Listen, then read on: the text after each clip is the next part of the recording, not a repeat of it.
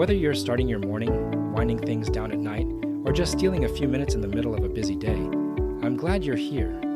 Let's take a look at a quote that feels less like a clever observation and more like a diagnosis of human nature.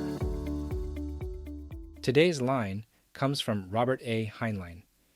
You can sway 1,000 men by appealing to their prejudices quicker than you can convince one man by logic.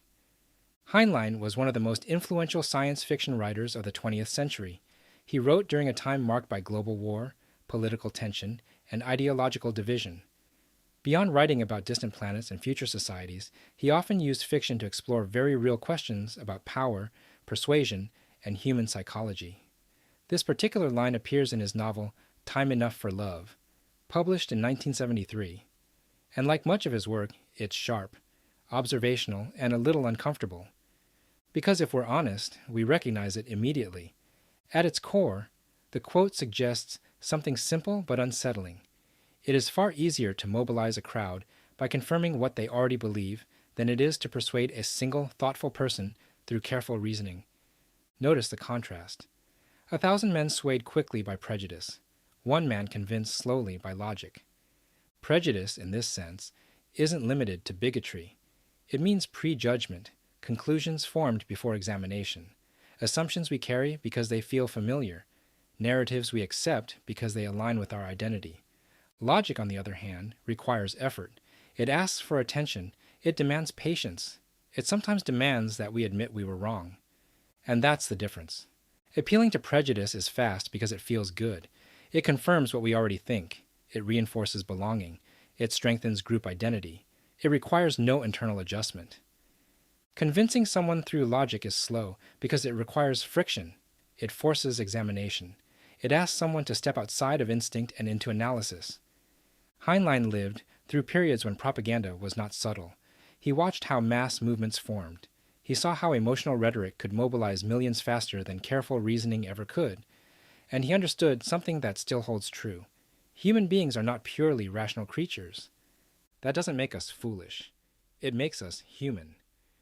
But here's where this quote becomes personal instead of political. It's easy to read this and think about other people, the crowd, the masses, the easily manipulated. It's harder to recognize that each of us is susceptible to having our prejudices appealed to.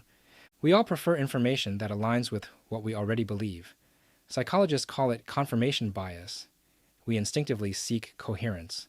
We avoid internal contradiction because contradiction feels uncomfortable. Logic, by contrast, introduces discomfort. It asks us to slow down. It asks us to tolerate uncertainty. It asks us to separate ego from argument. And separating ego from argument might be one of the hardest disciplines there is. You can sway 1,000 people quickly with a message that flatters them.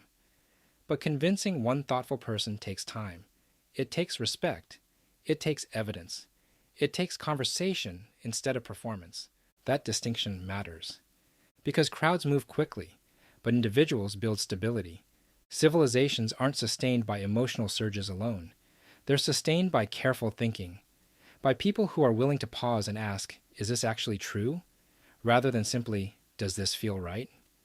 Now let's be clear. Emotion itself isn't the enemy. Passion can motivate good action. Shared belief can unify communities. The problem isn't feeling. The problem is bypassing examination. When prejudice replaces reflection, speed replaces wisdom, and speed is seductive.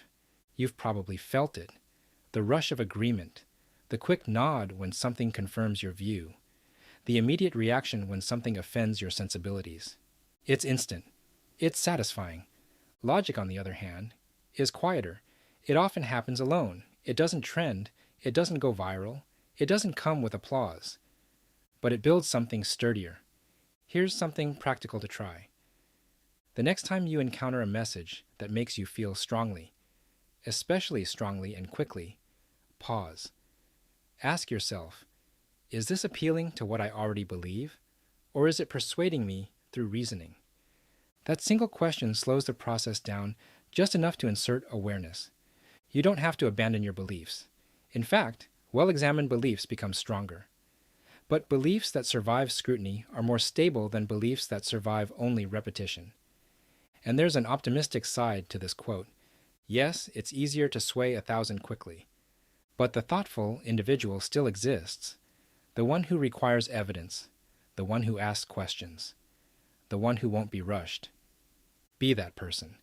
Not because it makes you superior, but because it makes you harder to manipulate and more capable of contributing something steady in a noisy world. Convincing one thoughtful mind may take time, but that's where real influence lives. Thanks for spending a few minutes with me here at the Quotive Corner. If this reflection made you reconsider how you process information, share it with someone who values thinking carefully. And remember, wisdom isn't in the quote, it's in the reflection. See you next time.